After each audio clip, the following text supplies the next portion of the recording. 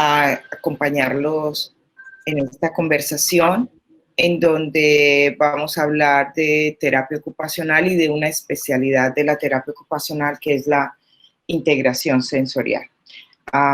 Esta es una presentación bastante larga, pero voy a tratar de resumirla para ustedes. Voy a saltarme algunas cosas para poder centrarnos en lo importante. Como les ha hablado seguramente muchísimo Leonor, la terapia ocupacional se basa en un proceso colaborativo que utiliza la ocupación como base de la intervención y esta ocupación en todas las edades. Yo me dedico a la ocupación de los niños y la ocupación de los niños es el juego, el aprendizaje escolar y el aprendizaje de habilidades para la vida, aprendizaje de habilidades para el autocuidado, para la interacción social, para las relaciones. Uno diría que el juego, por ejemplo, es algo que los niños ya traen en su ADN, pero muchas veces asuntos como el atraso en el desarrollo motor impide las habilidades del juego, o cuando el cerebro interpreta mal la información que recibe del ambiente, esto también puede afectar las habilidades del juego en los niños. Entonces tenemos aquí, voy a hablarles un poco del rol del terapeuta ocupacional en los procesos de aprendizaje escolar y cómo la integración sensorial, que es un área de la terapia ocupacional, de especialización en terapia ocupacional, puede llegar a facilitar o a afectar la participación del niño en la vida escolar.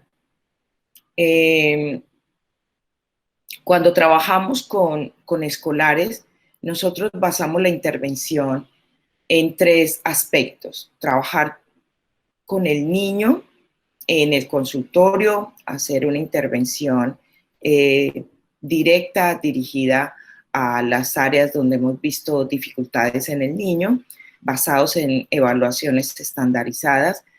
Luego está toda la capacitación para los maestros en estrategias para favorecer la coordinación de los niños, y luego está ayudar a ajustar las expectativas apropiadas de acuerdo al nivel de desarrollo de cada uno, y trabajar con los padres para contribuir a mejorar las habilidades de procesamiento y de la información sensorial. Ustedes seguramente han escuchado muchísimo sobre los niños con trastornos de déficit de atención o trastorno de déficit de atención con hiperactividad. Pues bien, un terapeuta ocupacional, cuando tiene niños que tienen este diagnóstico, lo que hace es evaluar cómo el cerebro está interpretando la información que recibe del ambiente y cómo esto afecta la atención y el aprendizaje. Y nuestra función sería ayudar en la entrada de la información sensorial para que el cerebro la procese mejor y esto impacte en la forma como el niño puede atender y aprender.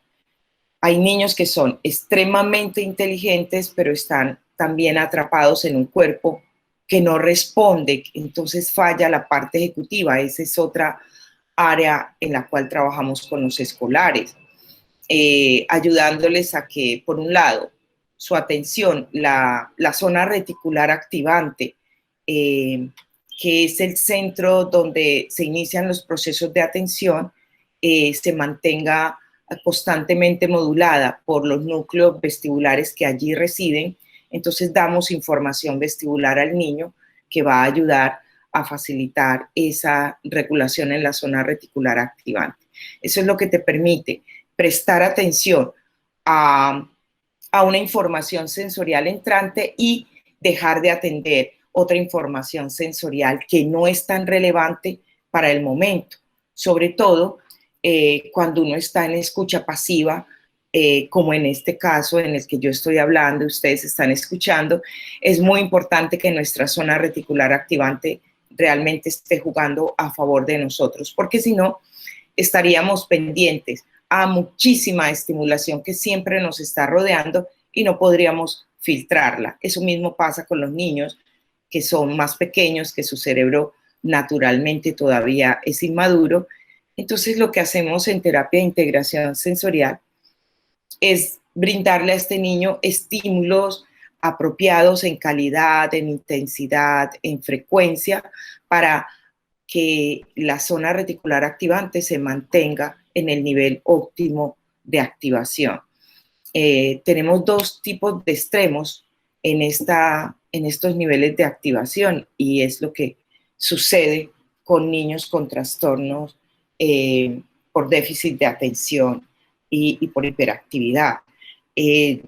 Puede ser que el niño esté en el extremo de muchísima activación y otros niños están en el extremo donde hay poca activación. Ambos tienen problemas de atención. El que está en el extremo hiper, porque la hiperactividad, la hiperreactividad a los estímulos sensoriales del ambiente le impide dedicarse a un solo estímulo a la vez. Y los niños que están en el otro extremo de la hiporreactividad sensorial son niños que vamos a encontrar diagnosticados como con trastorno de atención solamente. Y este niño, lo que pasa con él es que el registro de la información sensorial entrante no se da y por eso él no está, su cerebro no está reaccionando a los estímulos que tiene en el ambiente. Esas son dos características de cómo está la conectividad en la zona reticular activante que van a afectar la atención y los niveles de activación y de actividad en los niños. Entonces, lo que nosotros hacemos, valiéndonos de que hay un núcleo gris en la zona media del tronco cerebral donde hay una conexión del sistema vestibular, nosotros, como no podemos actuar directamente en lo interno del cerebro, lo que hacemos es elegir estímulos sensoriales que van a impactar esa zona. Y esos estímulos son leídos en los canales semicirculares. Impactamos específicamente la reacción del utrículo y el sáculo para poder mantener unos niveles de activación óptimos para cada niño.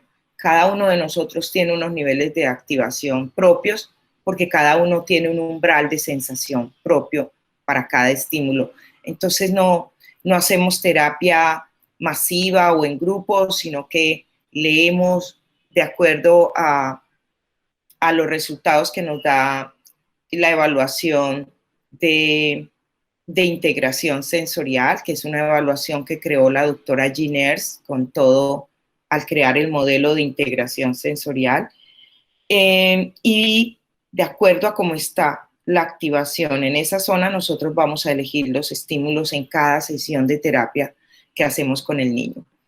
Pero no solamente puede estar afectado, empecé por hablar de los niveles de regulación en la zona reticular activante, que es lo que va a afectar la atención y cómo también el cortisol también puede estar afectando y la adrenalina pueden estar afectando los niveles de atención y los resultados en el aprendizaje. Entonces, lo que vamos a hacer en estos casos, pues, es trabajar de acuerdo a lo que nos indica la evaluación estandarizada que aplicamos antes de hacer la intervención con el niño, en donde también vamos a trabajar es en los niveles en la parte motora de los niños. porque sabemos que el movimiento y las entradas sensoriales ayudan a organizar y aumentan los niveles de dopamina y serotonina. Entonces, todas nuestras sesiones están basadas en actividades sensoriomotoras y en actividades de juego, y en brindar estimulación sensorial organizada para los niños. Las investigaciones han demostrado que las actividades de integración sensorial incrementan también el flujo sanguíneo al cerebro y esto aumenta el nivel de oxigenación, lo cual va a mejorar específicamente la conectividad cerebral. Otra investigación que hizo Perry en 2013 mostró, esto fue una investigación de largo alcance que mostró que las actividades de movimiento basadas en integración sensorial pueden mejorar la atención. Entonces, trabajamos en todos estos aspectos cuando tenemos niños que nos llegan a la consulta con el diagnóstico de trastorno de déficit de atención o el trastorno combinado de déficit de atención con hiperactividad. Nosotros siempre estamos trabajando para que la conectividad cerebral sea eficiente y sea mejor. Entonces usamos las actividades sensoriales de entrada, porque sabemos que de la calidad de los estímulos que lleguen al cerebro va a ser la calidad del procesamiento. Entonces, lo que podemos mejorar es la calidad del estímulo que el niño va a recibir o podemos trabajar haciendo que el niño pueda centrarse en un estímulo específico o que el niño pueda reaccionar mejor a estímulos múltiples, interpretándolos de forma más apropiada. Entonces, vamos a ver un poco de esto. Integración sensorial, como seguramente ya les habrá referido Leonor, es un marco de referencia para comprender cómo el procesamiento de la sensación en el sistema nervioso influye para que el desempeño funcional sea efectivo. Esto hace parte del desarrollo de la teoría de integración sensorial de Ginners y lo publicó en 1972 en el libro Integración Sensorial y Problemas de Aprendizaje. Y este modelo de intervención lo que hace, como les decía ahora, es modificar la entrada sensorial con el fin de impactar los niveles de excitación del cerebro y la calidad de la respuesta motora. Cuando uno trabaja con integración sensorial, dos cosas importantes tiene en cuenta: cómo es la reactividad del niño al estímulo entrante y cómo es el proceso perceptivo. La reactividad tiene que ver con la zona subcortical del cerebro, con zonas subcorticales como el tálamo, el hipotálamo, la zona reticular activante, como les había referido ahora, y también zonas corticales como son el lóbulo temporal, que es donde se procesa toda la información sensorial auditiva primaria, el lóbulo occipital, donde se procesa la información sensorial visual, y el lóbulo parietal, donde se integran todo lo que son estímulos sensoriales múltiples y que tienen que ver con el movimiento, el qué, el cómo y dónde están sucediendo los estímulos sensoriales. Es esta triada que les acabo de mencionar. Giner, que desarrolló la teoría de integración sensorial, fue una terapeuta ocupacional con una maestría en psicología educativa y con un doctorado en neurociencia en la Universidad de California, del sur de California. Procesamiento sensorial, que es una palabra que puede ser un poco diferente. Es un término general que se refiere a una capacidad del sistema nervioso central, que es la capacidad del sistema nervioso central para recibir y organizar la información sensorial y producir una respuesta motora adaptativa. Y modulación sensorial es lo que se produce cuando el sistema nervioso central regula la información sensorial.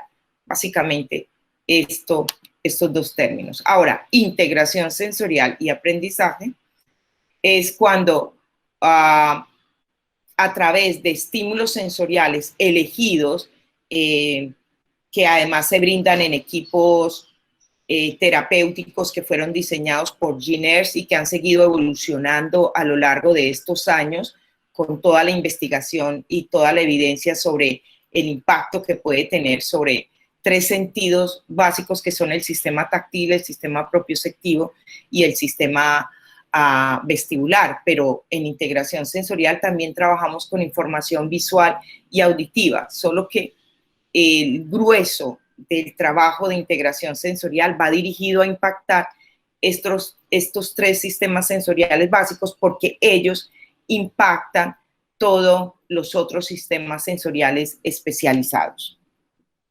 Lo que les hablaba ahora, entonces tenemos que cada sistema sensorial tiene un impacto sobre procesos cerebrales y el sistema vestibular impacta en la zona reticular activante y en los procesos de atención y memoria. Pero también impacta, y esto es muy interesante, en los procesos de habla y lenguaje, porque el sistema vestibular está en relación con el sistema coclear y la información que llega a la zona auditiva primaria tiene que ver con cómo los canales semicirculares y los otolitos se organizan para llevar toda esta información auditiva y que ella pueda ser procesada en la zona auditiva primaria, en el peñasco del temporal, en el lóbulo temporal. Y si el sistema vestibular no está funcionando bien, la calidad de la escucha se deteriora y entonces tenemos niños que van muchísimos años a fonoaudiología por diferentes problemas de articulación o por dificultades en la organización del habla, o más adelante problemas en la lectura y la escritura, y lo que vemos es que si no se actúa sobre el sistema vestibular, no se va a facilitar estos procesos de escucha, de esta discriminación auditiva, que es lo que llamamos la organización fonoarticulatoria. La propiocepción, por ejemplo, tiene que ver con la conciencia del cuerpo y la posición espacial.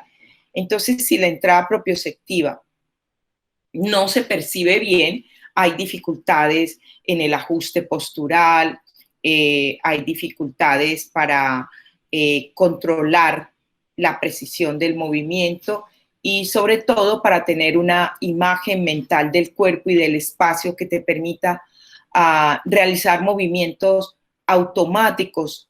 Los movimientos más precisos son los que son automáticos y esto impacta tanto en la manera como tú caminas y también va a impactar la manera como aprendes una actividad motora nueva y también cómo aprendes ejercicios tan coordinados y precisos como los que necesitas para la escritura. Entonces, cuando el sistema propioceptivo no está bien, tenemos también problemas a nivel de controlar la fuerza, saber dónde nos golpeamos. A veces hay niños que aparecen con golpes y ni siquiera fueron conscientes de cuándo se golpearon, dónde se golpearon, qué los golpeó. Y también tenemos que uno divide los sistemas sensoriales para explicarlos, pero ellos siempre actúan en conjunto. El sistema propioceptivo y el sistema vestibular son los que nos permiten movernos y son los que van a permitir que los niños pequeños puedan caminar en un lazo de tiempo muy corto con una base de sustentación muy pequeña como son los pies. Levantar todo ese cuerpo sobre unos pies tan pequeños es producto de una muy buena organización propioceptivo vestibular, no solamente de la integración refleja. Por ejemplo, el sistema vestibular impacta la organización de los reflejos tónicos cervicales que tienen que ver con el tono muscular, pero actuando junto con el sistema vestibular y con la organización visomotora es que uno puede empezar a caminar. Los bebés pueden empezar a caminar, pueden organizar lo motor y lo visual, por ejemplo, ser capaces de coger las cosas que están viendo, y más adelante esto también va a impactar habilidades como la escritura. Recuerden que cuando uno está escribiendo, el ojo guía la mano y no al revés. Y esto va a hacer que uno pueda mantener la escritura, mantener las palabras sobre un renglón, y también que uno pueda organizar bloques de letras para formar palabras y bloques de palabras para formar frases. Esto es muy importante porque cuando los niños tienen problemas a este nivel, su escritura es una escritura muy desorganizada, en donde se superponen palabras, y cuando el cerebro ve esto, no entiende lo que está leyendo y entonces no hace sentido lo que está ahí escrito. Cuando el cerebro tiene dificultades para organizar y responder a las sensaciones vestibulares y propioceptivas, entonces vamos a tener un niño con inseguridad gravitacional y con dificultades para usar su cuerpo, aunque no exista ningún daño motor. Aquí lo que existe son problemas en la integración y en la organización de la información sensorial entrante que produciría las respuestas motoras salientes. Entonces, se va a impactar el aprendizaje, y los niños son muy inteligentes en su mente y muy torpes en su cuerpo. Y ahora la integración del sistema propioceptivo con las habilidades visuales van a producir, como les decía ahora, todas esas habilidades para moverse, para escribir, para leer, para aprender, para jugar, para sentirse seguros en el mundo. Muchos niños que tienen problemas en la integración vestibular tienen tanta inseguridad que temen moverse, no pueden salir del lugar, entonces se atrasa su desarrollo porque la exploración del ambiente es muy limitada. Tenemos que, en conjunto con los sistemas propioceptivo, táctil y vestibular, nosotros podemos acceder a lo que son las habilidades de organización visoespacial y de integración visomotora. Todo lo que hacemos tiene que ver con estos tipos de integraciones. Entonces, cuando no están funcionando bien, muchas partes de nuestra vida se ven limitadas. También tenemos niños que desde el sistema táctil tienen una enorme reactividad sensorial táctil, y esto hace que se impacte la alimentación, el contacto, la relación con el otro, porque son extremadamente sensibles, y cualquier cosa que los roza se siente como dolorosa. Esto también impacta la relación y el apego, la relación de apego en los bebés más pequeños, y cuando son adultos muchas veces uno no entiende por qué tiene problemas en las relaciones con los otros, pero tiene que ver con cómo lo escuchas, tiene que ver con cómo lo sientes cuando te saluda, y cómo es tu sensibilidad sensorial.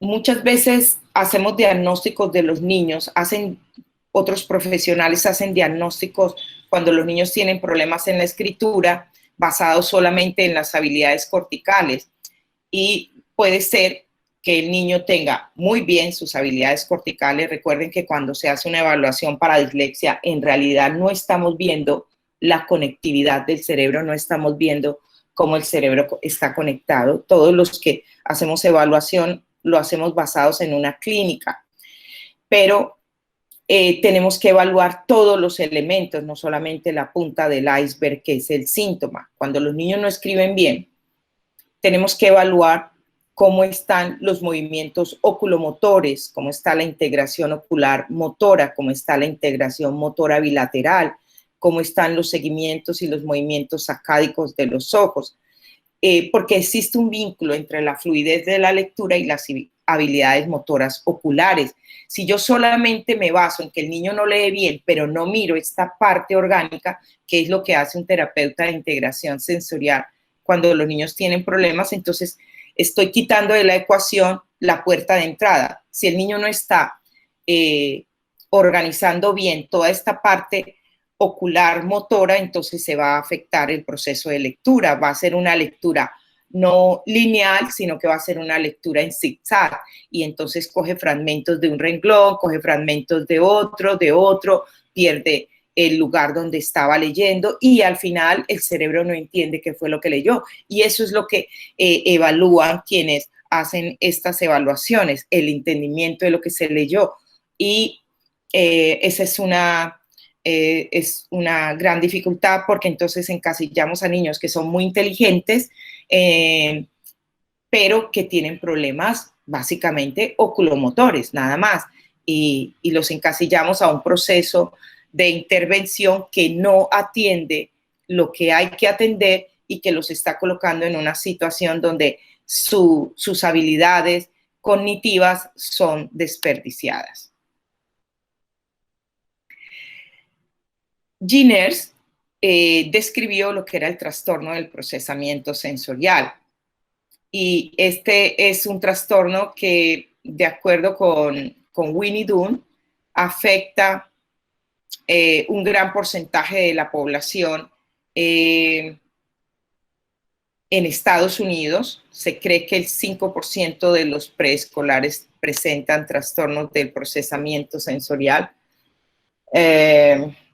Y también hablan de que los niños con trastornos en el espectro del autismo, en el 92% de los casos, cuando se presentó el perfil sensorial, ellos tenían un trastorno de procesamiento sensorial. De hecho, en el nuevo manual de diagnósticos DSM-5, se incluyó esta categoría debido a la gran cantidad de personas con trastorno en el espectro del autismo que presentan atipicidad sensorial. Es un criterio de diagnóstico, está en la parte B de todo el diagnóstico. La atipicidad sensorial en los niños o en los adultos con trastornos del espectro del autismo va a determinar la calidad de la funcionalidad de este niño. Si el niño presenta atipicidad sensorial, esto va a afectar muchísimo más todas las áreas de su vida que el mismo trastorno de autismo.